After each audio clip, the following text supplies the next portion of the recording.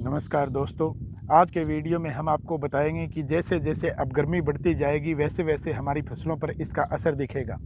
अगर इस समय की बात करें तो टेम्परेचर 40 डिग्री प्लस ही देखा जा रहा है।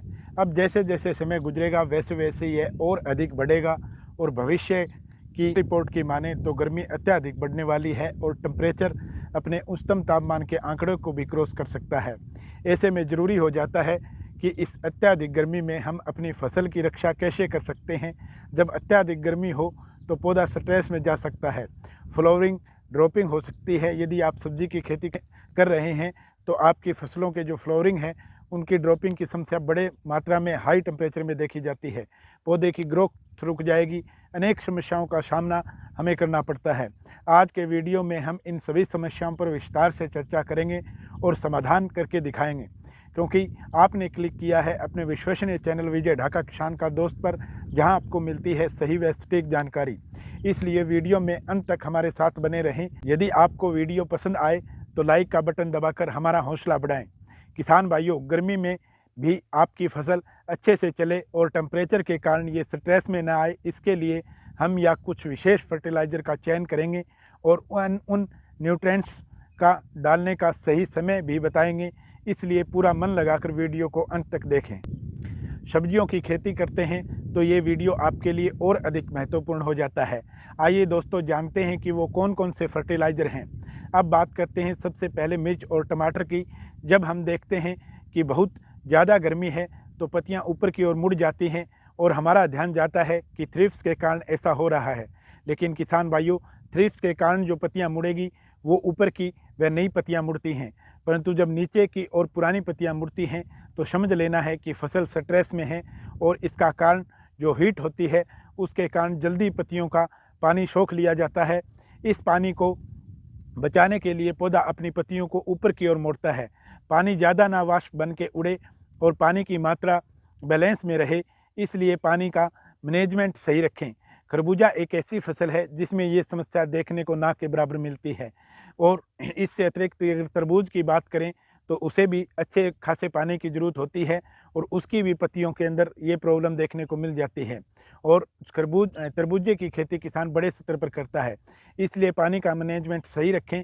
ज़्यादा दिया है तो बेल्ट आ जाएगा और कम दिया है तो ग्रोथ रुक जाएगी और हमारी फसल स्ट्रेस में आएगी और फ्लोरिंग ड्रॉपिंग की समस्या भी हमें देखने को मिलेगी। बात कर लेते हैं उन फर्टिलाइजर्स की जो हाई टेम्परेचर में हमारी फसल की रक्षा करते हैं और जो हमें देने हैं।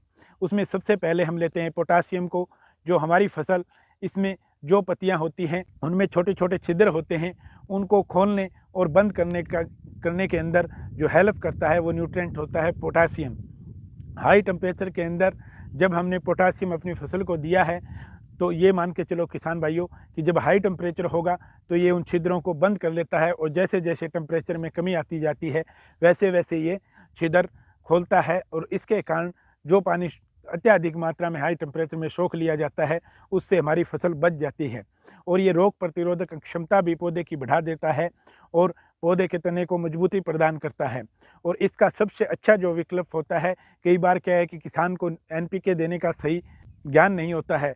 अगर आपको कोई भी ज्ञान नहीं है तो एक चीज़ हमेशा याद रखें कि 05234 NPK का प्रयोग करें। यह एक ऐसा NPK है जो हर स्टेज के अंदर जाता है, क्योंकि हर स्टेज के अंदर पौधे को फास्फोरस और पोटास की ज़रूरत होती है।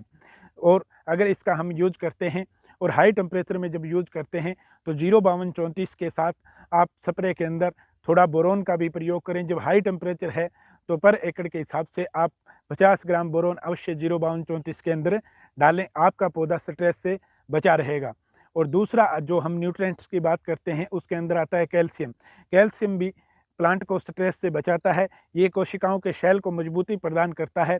रूट डेवलपमेंट इसके कारण बढ़िया से होता है और जब रूट डेवलपमेंट आपका बढ़िया से होगा, जब रूट लंबे होंगे तो दूर से भी यह नमी को सोख लेगा और हमारे पौधा जो है वो स्ट्रेस में नहीं जाएगा और ये हमारी फसल के लिए बहुत ज़्यादा महत्वपूर्ण है। इसलिए इसका प्रयोग किसान भाइयों अवश्य करें।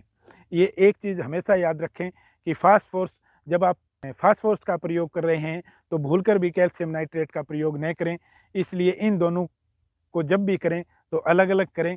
बोरोन का प्रयोग आप कैल्शियम के साथ भी कर सकते हैं और 05234 के साथ भी कर। नंबर 3 की बात करूं तो जो तीसरा हमारा न्यूट्रिएंट है वो होता है मैग्नीशियम। ये फसल में हाई टेम्परेचर में फोटोसिंथेसिस की क्रिया को मेंटेन रखता है, जिससे क्लोरोफिल का निर्माण सही से फसल में होता रहता है।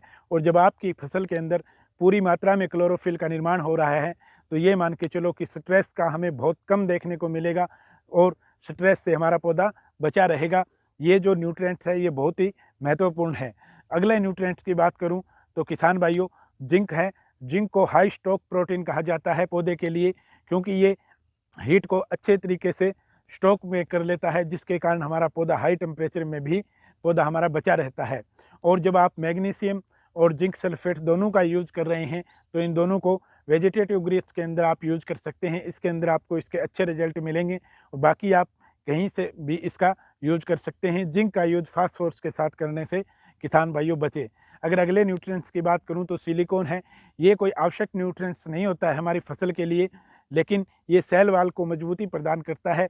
चाहे तो किसान भाई इसका भी यूज अपने पौधे को स्ट्रेस से बचाने के लिए यूज कर सकता है।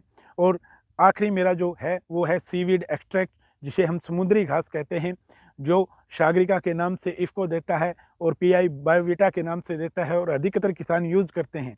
लेकिन उनको कहाँ यूज करना है इसका खास करके पता होना चाहिए। ये किसी भी न्यूट्रिएंट्स के साथ आप इनका यूज कर सकते हैं और ये पौधे के अंदर न्यूट्रिएंट सप्लायर का काम करते हैं। जब भी हम कोई न्यूट्रिएंट्स दे रहे हैं तो उसको पूरे पौधे के अंदर अच्छे तरीके से जो सीवीड है वो सप्लाई करता है और हमारे पौधे को स्ट्रेस से बचाता है। कई बार आप डॉक्टर लोग की राय लेते हैं तो सीवीड का जरूर प्रयोग करने के लिए आपको बोला जाता है। वो कारण यही है कि एक तो न्यूट्रिएंट्स को पूरे पौधे में सप्लाई करेगा और दूसरा ये इसके अंदर बहुत ज़्यादा प्रोटीन होता है, तो इसके कारण इसका प्रयोग हम स्ट्रेस से अपनी फसल को बचाने के लिए प्रयोग कर सकते हैं। कहाँ कहाँ कैसे कैसे प्रयोग करना है किसान भाइयों मैंने आपको बता दिया है। गर्मी बढ़ने वाली है, मेरे बताए हुए निर्देशानुसार अगर आप सब्जी के किसान हैं तो आपके लिए मेरा ये वीडियो बहुत ही महत्वपूर्ण है। और आपको सही से कहीं भी कुछ भी समझ में ना आया किसान भाइयों तो कमेंट के माध्यम से आप अपना क्वेश्चन रख सकते हैं, हम इसका आंसर आपको जरूर देंगे। कैसी लगी किसान भाइयों हमारी ये जानकारी? मिलते हैं किसी नई जानकारी के साथ, नई अपडेट के साथ। तब तक के लिए जय जवान जय किसान।